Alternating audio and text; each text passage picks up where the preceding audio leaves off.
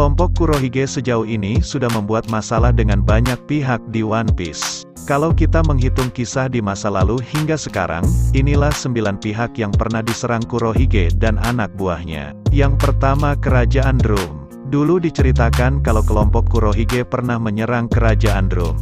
Menurut Dalton di bab 134, Wapol lari meninggalkan kerajaan itu tanpa mencoba melawan. Belum diketahui kenapa Kurohige menyerang Kerajaan Drum. Yang kedua, Impel Down. Sebenarnya Kurohige dan kelompoknya sudah sempat dilumpuhkan oleh racun Magellan ketika mereka menyerang Impel Down, tapi Shiryu justru menolong mereka. Kurohige pun kemudian berujung membuat beberapa tahanan level 6 saling bunuh.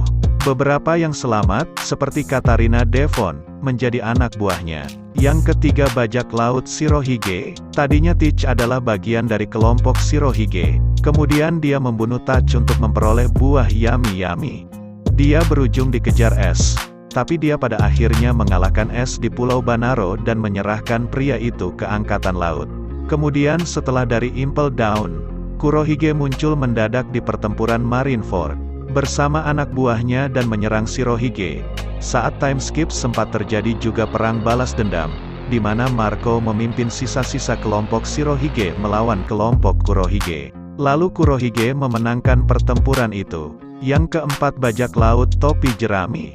Kurohige pernah mencoba menyerang kelompok Topi Jerami saat Ars Jaya. Untungnya Going Merry kemudian diluncurkan knock upstream ke langit sebelum Kurohige bisa menyerang mereka. Mengingat kekuatan Kurohige, bisa jadi Luffy pasti akan tertangkap bila mereka berurusan dengan Kurohige saat itu.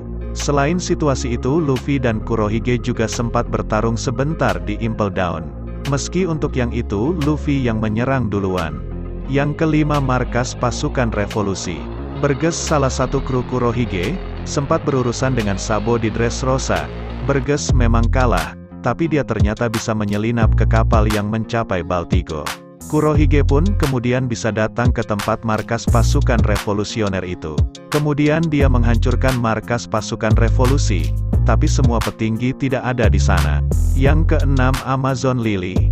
Kurohige menyerang Amazon Lily ketika suku Kuja sedang menghadapi Angkatan Laut.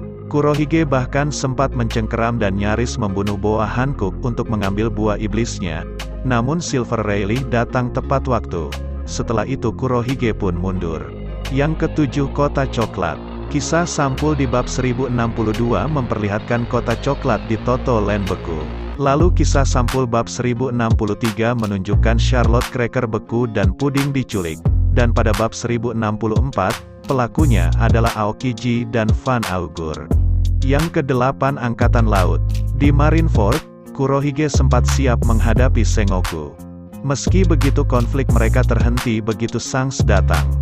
Selain itu ada situasi Koby yang terjadi setelah alur Wano. Belum diketahui pasti apa yang terjadi pada Koby, setelah Silver Rayleigh menghentikan konflik di Amazon Lily.